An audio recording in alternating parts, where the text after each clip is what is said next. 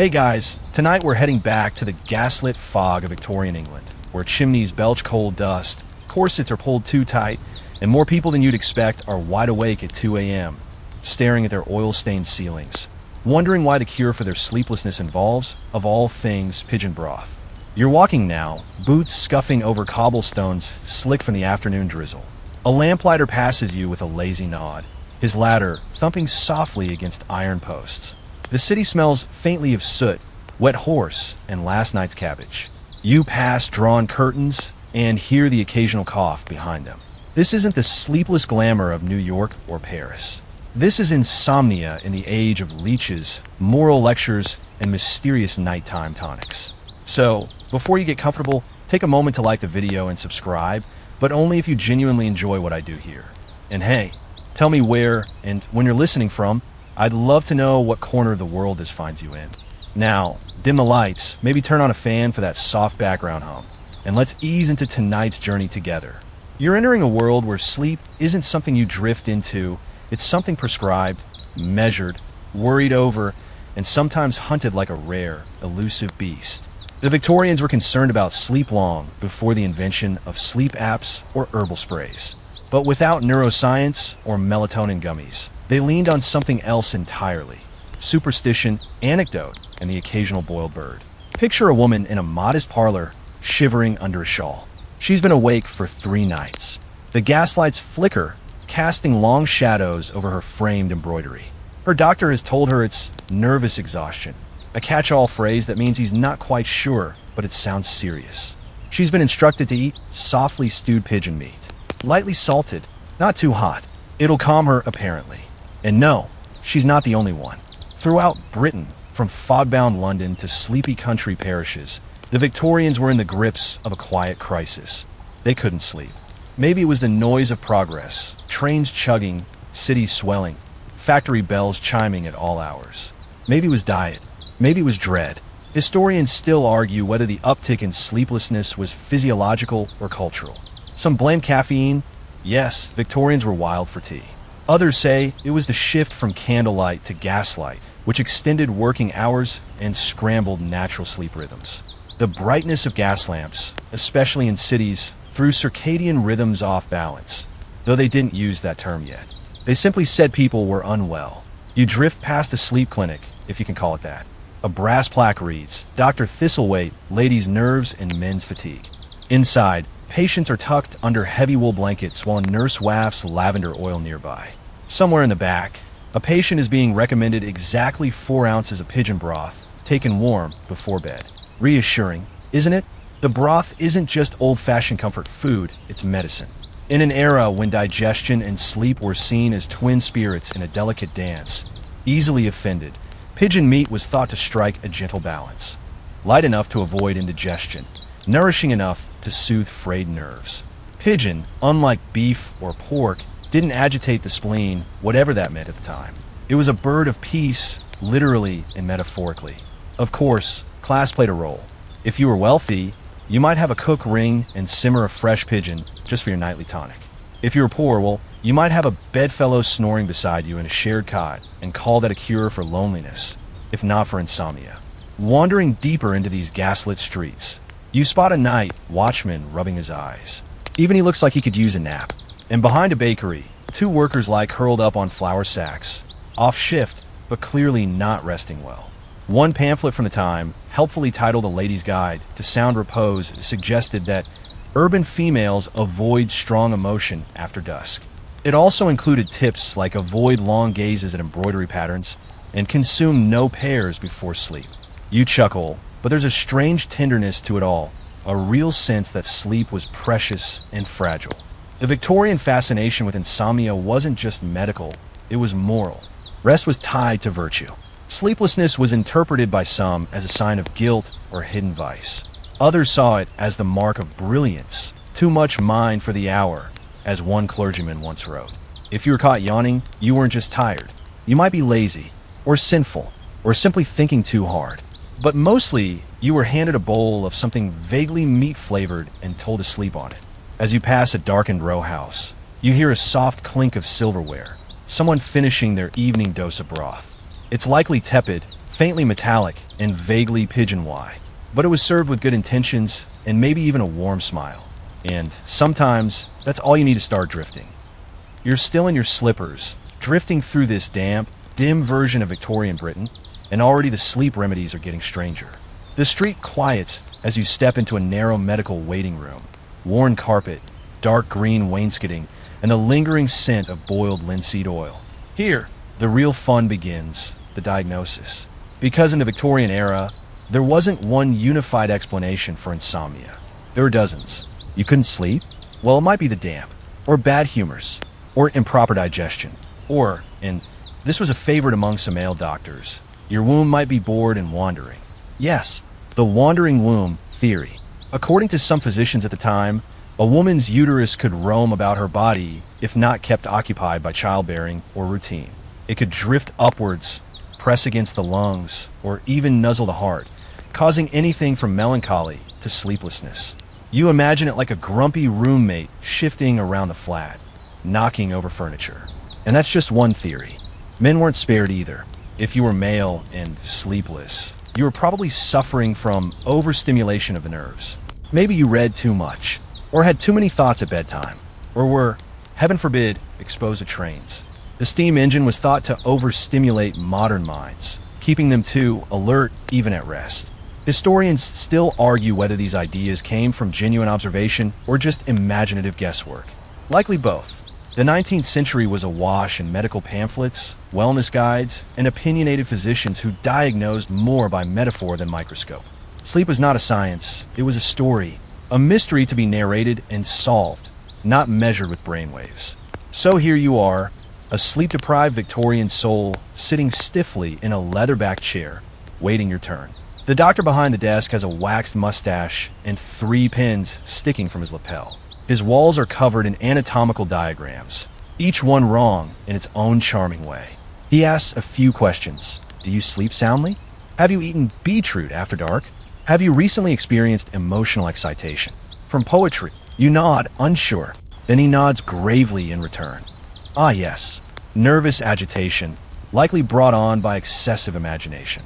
You'll want warm food, no novels past supper, and avoid any glimpses of bare ankles.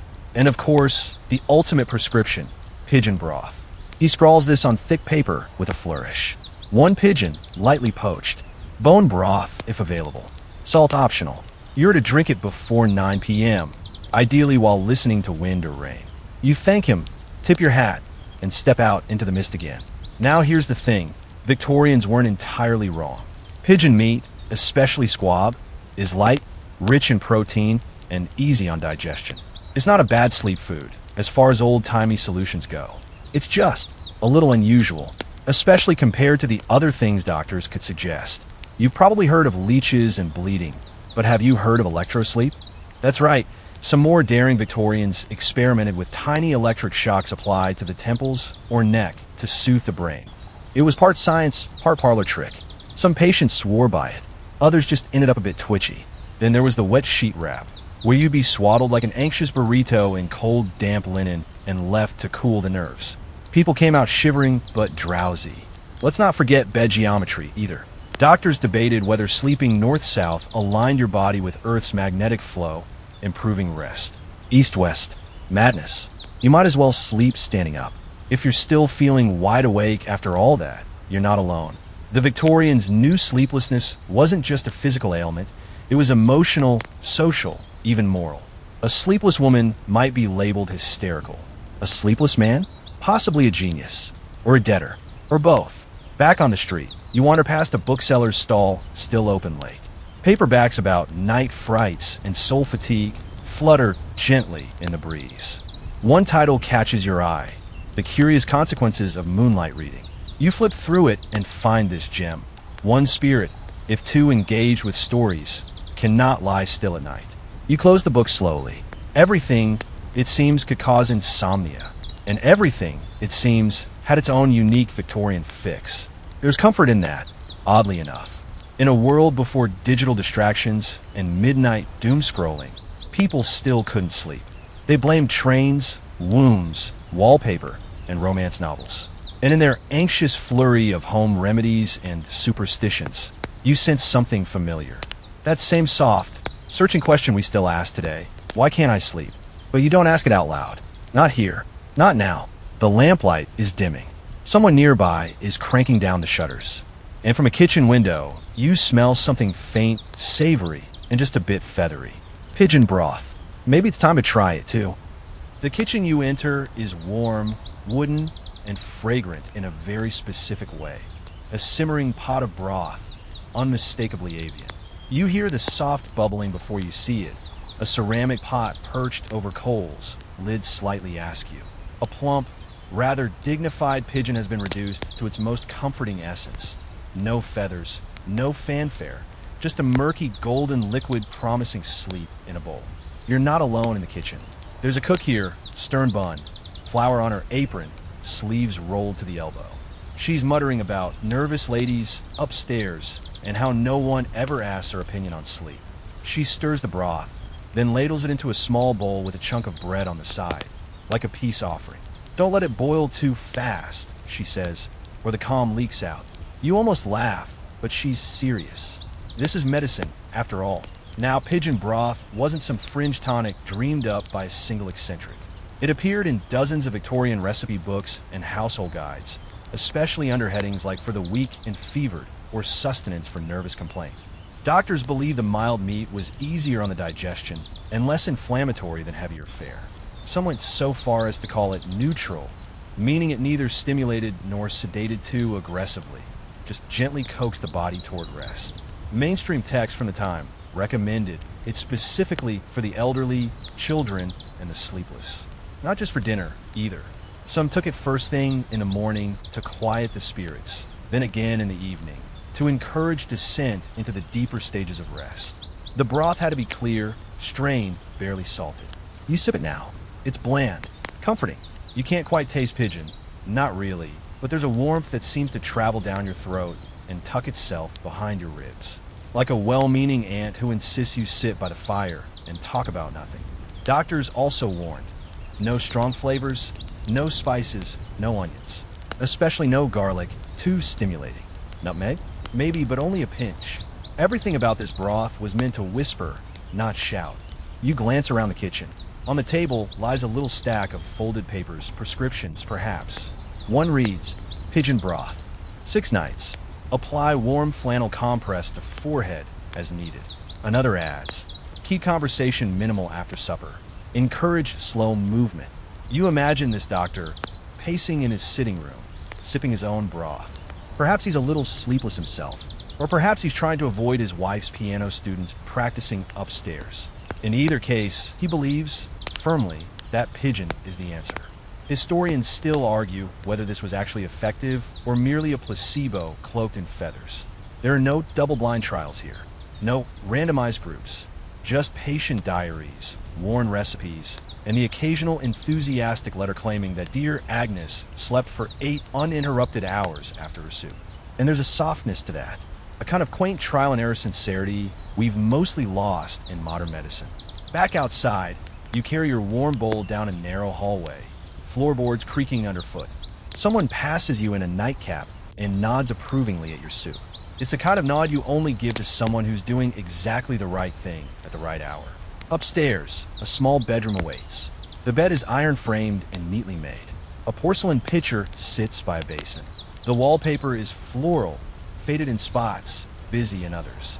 You sit on the edge of the bed, sipping slowly, letting the broth settle. Pigeon was also considered grounding. It was a creature of earth, unlike fowl that soared high or meat from the deep sea. You were essentially eating something close to the ground, and perhaps that grounded you in return. Some physicians suggested broth be consumed in silence. Others advised pairing it with gentle reading, a nature diary, perhaps, or moral poetry. You opt for neither. You just sit, listening to the soft crackle of a nearby hearth and the distant sound of a horse-drawn cart trundling by. The ceiling above you creaks as someone settles into bed. Somewhere nearby, a window closes with a gentle click. The house quiets. You finish your broth. There's something a little strange, almost humorous, about how much faith the Victorians placed in this simple dish. And yet, in a way, it's comforting too. The idea that something so humble could bring rest, that a bird in broth could be a balm to the human spirit. Not a miracle, not a cure, just a gesture of care and intention. And maybe that's what sleep needs most. You set the empty bowl aside. The room around you flickers gently in the lamplight, shadows dancing on the wallpaper like silent marionettes. The broth settles warmly in your stomach, not heavy, not sharp, just enough to make your limbs feel a little looser, your jaw unclench.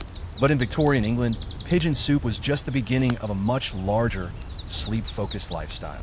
Now you begin to notice the little things designed not just to make a room pleasant, but to summon slumber like a loyal servant. That pillowcase? Lavender scented. The bed frame? Brass, grounded and creak resistant.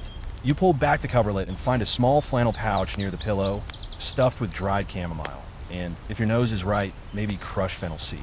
You're not in some high society house, either. This is middle-class comfort. But even here, the rituals of sleep have crept into daily routine.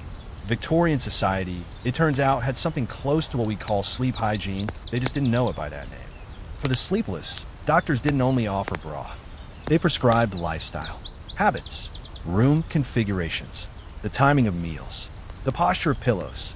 It was almost theatrical, and depending on where you lived or how much money you had, it could get surprisingly elaborate.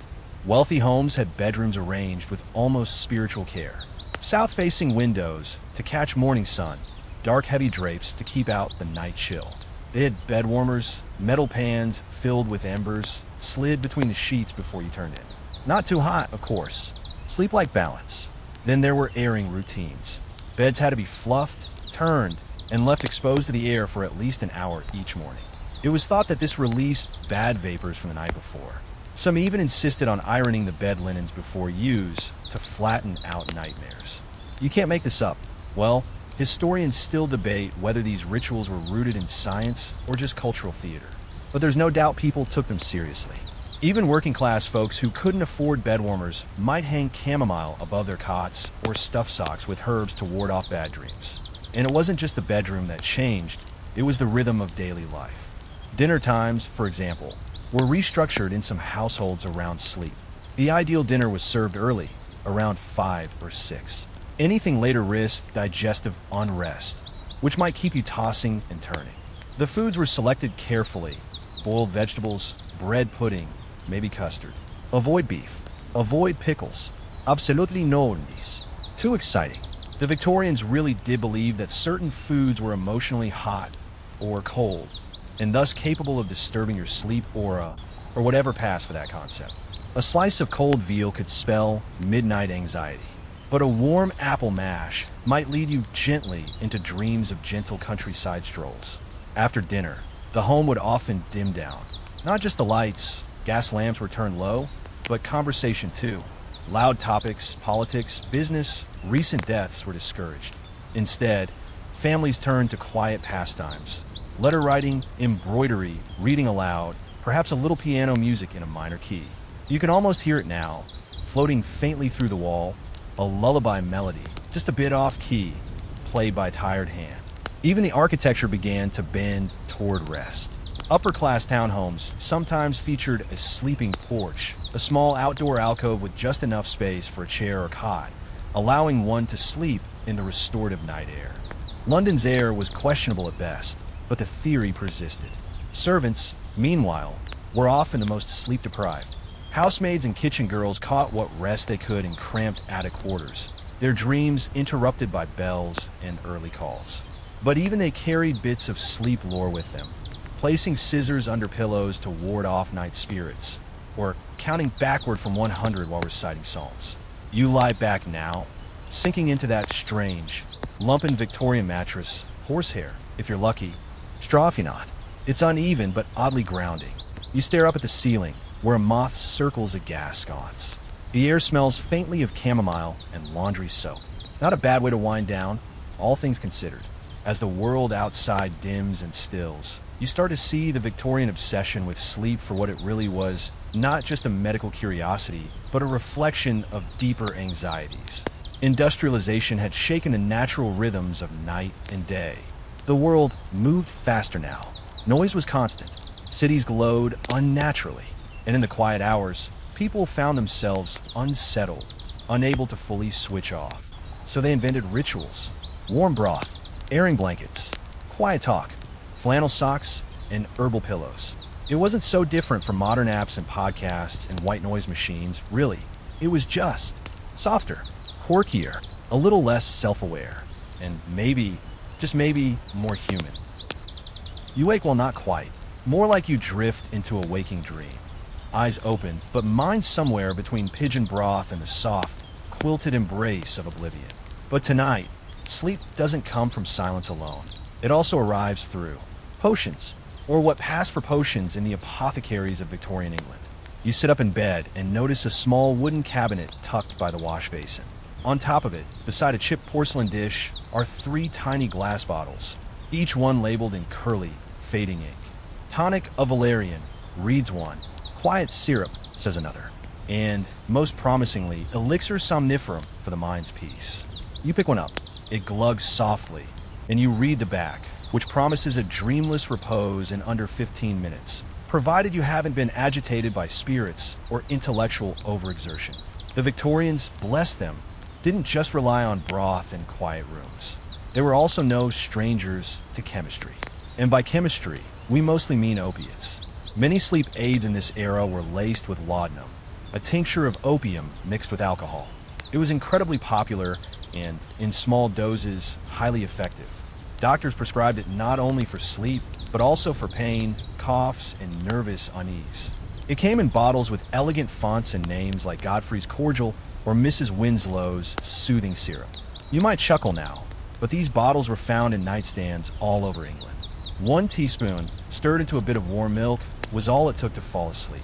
Historians still debate whether the popularity of these tonics was more about sleep or silence. After all, when children were restless, a few drops of syrup could quiet them quickly. Mothers, exhausted and desperate, leaned on them, and the line between cure and crutch began to blur. You take a tiny imaginary sip, purely for the ambience, of course. And the thing is, not all tonics were that potent. Some were based on herbs, valerian root, passion flower, hops, lavender extracts, lemon balm, tinctures. Some were gentler than others, and many were entirely harmless.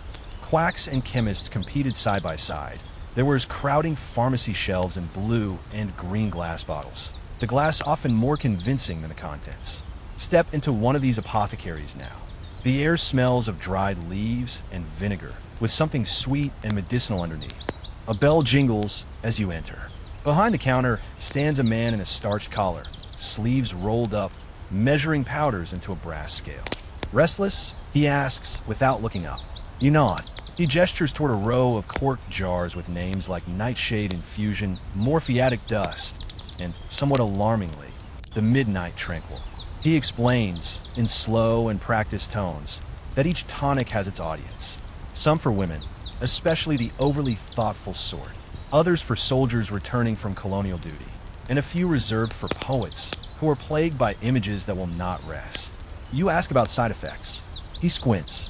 Sometimes, he says, dreams arrive too quickly. Sometimes not at all. In a quiet corner of the apothecary, there's even a shelf of products imported from abroad. Indian poppy tincture, Chinese camphorated sleep beads, West African cholesuppressant powders. They weren't always sold legally, but there they were, promising gentle rest to anyone with the right coin and the right ailment. And then, of course, there were the home remedies. Victorian households had their own bedtime brews. Grandmother swore by warmed ale with nutmeg. Some favored lettuce water. Yes, lettuce boiled into a bland green soup, believed to contain mild sedatives. You try to imagine that taste now, and it's watery, a little grassy, but oddly calming. Others drank something called posset, a warm blend of milk curdled with ale or wine, often spiced. The consistency was halfway between a drink and a dessert. Some said it cured headaches. Others said it cured heartbreak. But most agreed it knocked you out faster than a Shakespeare monologue at midnight. The thing that binds all these concoctions together isn't science, it's ritual. You didn't just take medicine in the Victorian era. You prepared it. You sipped it slowly. You recited your evening verse. You believed in it, wholly and without irony. The mere act of trying to sleep with intention and ceremony was part of what made sleep possible. It's hard not to be a little charmed by that. Here in your little room, The lamp is lower now, flame flickering at half-mast. Outside, the street is still, save for the echoing click of a police constable's boots and the far-off bray of a milkman's cart. Your bottle of syrup, real or imagined, rests beside your candle. You feel yourself tilting, just slightly, toward that sweet shoreline between thought and dream. Whatever the potion, whatever the pill, the hope remains the same. A long, uninterrupted voyage through the night, with no storms and no noise. Just the softness of a feather-stuffed pillow and the knowledge that, at least in this moment, someone once thought boiled lettuce was the answer. And somehow, that makes it easier to believe. You're lying in bed now, the room wrapped in velvet stillness, when you realize something. In Victorian times, sleep wasn't just a bodily function. It was practically a full-time job. And for those who couldn't afford bottles of syrup or hot pigeon broth every night, the real remedy was effort. Endless, meticulous, sometimes absurd effort. You shift beneath the stiff quilt, eyes tracing the embroidered edge of the curtain, and imagine yourself a sleepless Victorian yet again. This time, not in a well-appointed townhouse, but a modest flat, perhaps above a print shop or beside a pie cellar stall. The ceiling is lower, the walls thinner, but the sleep strategies? Just as intense. First, there's the bed itself. Did you know that some Victorians believed the texture of your mattress could shape your dreams? Feather beds were said to invite softness and sentimentality, while straw beds led to practical, humble thoughts. Horsehair, often linked to dreams of discipline or worse, financial anxiety. There's no science to it, of course, but when you're desperate to rest, even your bedding feels like a negotiation. You roll onto your side. The pillowcase is starched. The room smells faintly of soap and old wood. And next to the bed, tucked neatly into a wicker basket, are the tools of the sleep trade. Warmed bricks for the feet, a bottle of rose water for dabbing the temples, and a shallow tin of beeswax polish for the soles of your slippers. Because no part of the evening ritual was too small. For women especially, nightly preparation could stretch into an hour-long ceremony. Hair had to be unpinned, sometimes from elaborate styles requiring 10 or 12 hairpins, and carefully brushed 100 times. This wasn't just vanity. It was believed that brushing redistributed energy, calming the mind and body. Then there were the garments. Nightshirts weren't just for comfort. They were moral armor. Pure cotton, loose but modest, and always buttoned to the collarbone. Nightcaps kept the head warm and the dreams contained. One too tight button, one scratchy seam, and your night could be ruined. Historians still argue whether these rituals reflected genuine medical beliefs or were simply cultural performances, like a slow-motion play staged every evening behind the closed curtain of a bedroom. But there's little doubt the Victorians poured energy into sleep the way others might into preparing for church or court. Even the environment around sleep was curated with borderline obsessive care. Some believed floral wallpaper encouraged gentle dreams, while geometric prints were deemed too mathematical, which could, apparently, stir up problem-solving thoughts at the worst possible hour. Color mattered too. Blues and lilacs were ideal, cool, calming. Red was a disaster. Yellow was fine during the day, but many feared it might keep the mind alert with mischief at night. You look at the faded pattern on the walls and wonder who chose it, and whether they thought it would help them sleep better, dream longer, or wake up wiser. Then there were bedtime sounds, or, more precisely, the lack of them. Silence was golden, yes, but it had to be controlled silence. Too much silence? Dangerous. It gave room for thoughts to echo. So, families added gentle distractions. The ticking of a clock, the rustling of curtains in the breeze, the faint hum of wind over the chimney. These weren't noise, they were lullabies. And in some homes, canaries or crickets were kept near sleeping quarters, not as pets, but as natural noisemakers. You blink drowsily. Even your eyelids feel heavier now. You can almost hear the faint flutter of wings, or the steady tick of a grandfather clock on the floor below. So went even further. If sleep still wouldn't come, you might try imagery therapy, which was exactly what it sounds like. One popular guide suggested closing your eyes and picturing yourself walking along a deserted shore, picking up shells, counting them, tossing them gently into the sea. Another recommended mentally shearing sheep one by one, while softly reciting psalms. Not quite counting sheep, more like shaving them politely. And if that didn't work, there was always the bed prayer. Nearly every Victorian household had one. It might be as simple as, "Now I lay me down to sleep," or a longer, more elaborate piece with nightly requests for good dreams and strong moral fiber. These prayers weren't just spiritual, they were psychological comfort, woven into the fabric of bedtime. You feel it now, don't you? That rhythm, that sense of winding down, the ritual of sleep as something sacred, something earned. It's not about exhaustion, it's about permission. They believe you had to prepare for rest, like preparing a garden or a lighting stage. You didn't just fall into sleep. You stepped into it carefully, respectfully. And somehow, all of this, the bricks, the broth, the beeswax polish, feels less like superstition and more like a kind of quiet hope. That if you just fold the blanket right, sip the right drink, light the lamp just so, then peace will find you. And tonight, maybe it has. You're half asleep now, one foot in the world of dreams, but not quite willing to leave this curious gaslit journey behind. So let's linger here just a little longer in the minds of the Victorians themselves, the thinkers, the writers, the eccentrics, those who didn't just try to cure sleeplessness, but try to understand it. Because, believe it or not, insomnia wasn't only treated in bedrooms and apothecaries. It was also debated in drawing rooms, dissected in journals, and brooded over in midnight diaries. To be awake when everyone else was asleep? That was mysterious, possibly dangerous, maybe even genius. Take Charles Dickens. You know, the guy who gave us Haunted Trains and Christmas Ghosts. Well, he was famously insomniac. He often walked the streets of London deep into the night, sometimes for hours. He swore it helped clear his head. Some claimed he always slept with his bed pointed due north for magnetic balance. A bit odd, yes, but also oddly relatable. Then there's Charles Darwin, the thinker of evolutionary things, who spent much of his later life plagued by what he called nervous symptoms. Some historians suspect he had insomnia exacerbated by anxiety. Others believe he was a hypochondriac. But it's clear he spent many nights tangled in worry and wonder, staring at the ceiling, wondering about barnacles and birds. Historians still debate whether these night wanderings shaped the work of such men or simply haunted them. Was sleeplessness a symptom of their brilliance or a cost? You sit up in bed, just enough to reach for a worn copy of Household Words, a literary journal edited by Dickens himself. One essay argues that sleeplessness is a curse of the restless intellect. Another suggests that people who dream deeply live less vividly in the daylight hours. You're not sure whether that's a compliment or a concern. Victorian newspapers often carried opinion pieces on sleep, some deeply philosophical, others tinged with moral scolding. One editorial warned that idle men sleep well, but only the industrious truly deserve it. Another mused that those who dream too much may awaken farther from reality than where they began. It's not all gloom, though. Some Victorians found beauty in sleeplessness. Poets especially.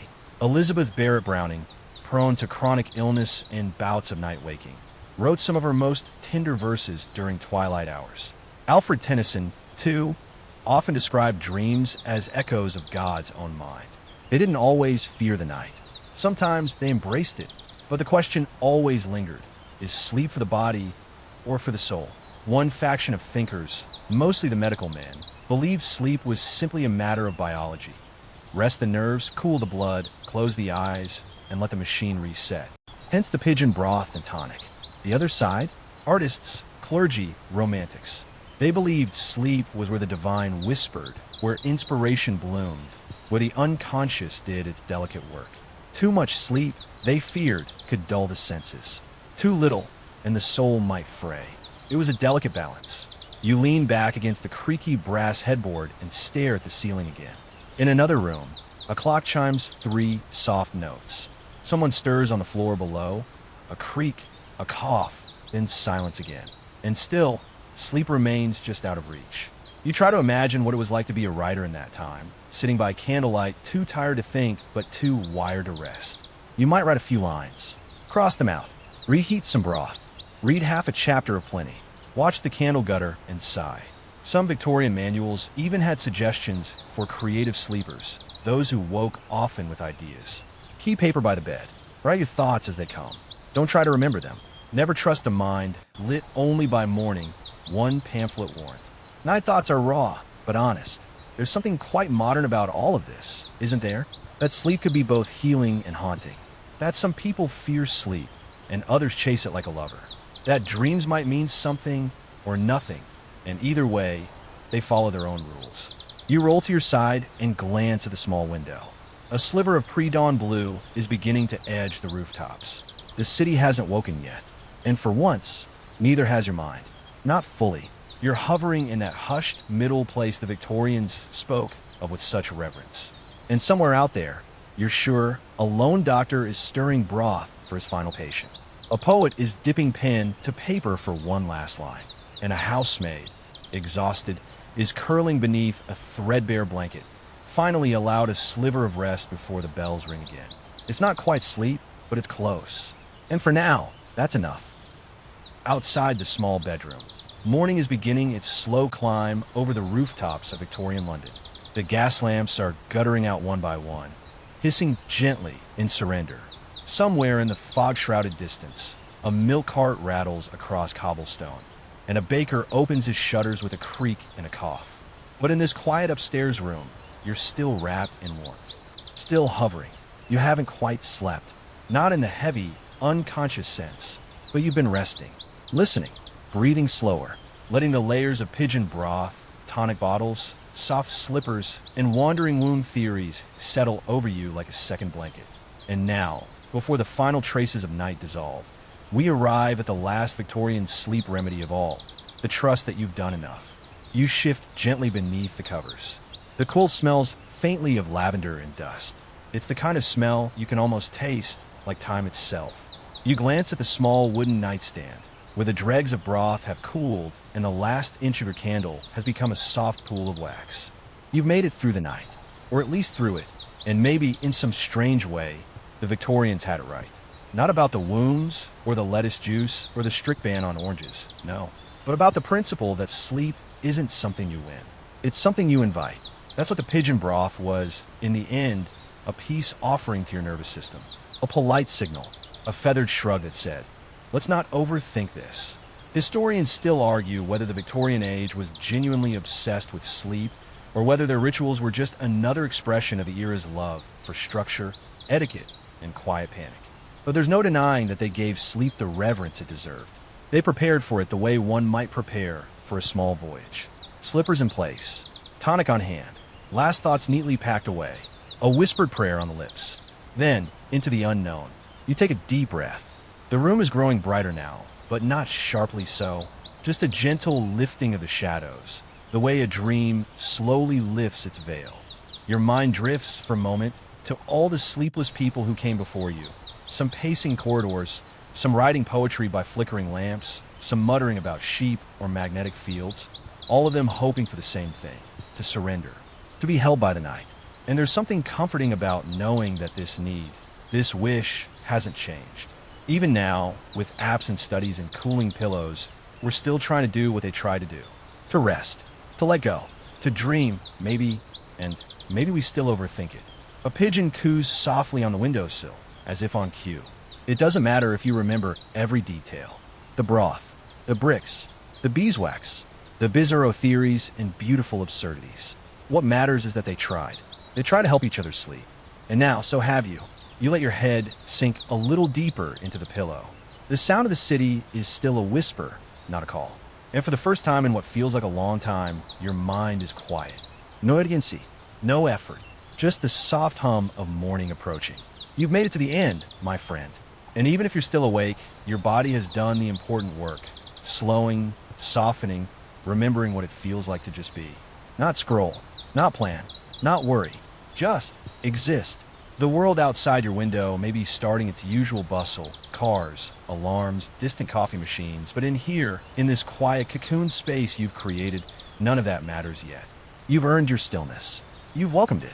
Let yourself feel the warmth beneath your blanket, the calm behind your eyes, the gentle rhythm of your breath. Like the sway of a train you don't need to disembark from. There's no rush, nowhere to be, nothing to fix. If your mind still wanders, that's all right. Let it meander like a river, slow and aimless. Let thoughts come and go without clinging. You've fed the body, entertained the mind, and now the soul knows it's okay to rest. Somewhere in a parallel gaslit London, another sleepless soul is sipping warm broth by candlelight, easing toward the same destination. You're not alone, so close your eyes now, if they're not closed already. Let the last echoes of this old, feathered tale fade into nothing. Sleep well, sleep deep. I'll be here again when you need me.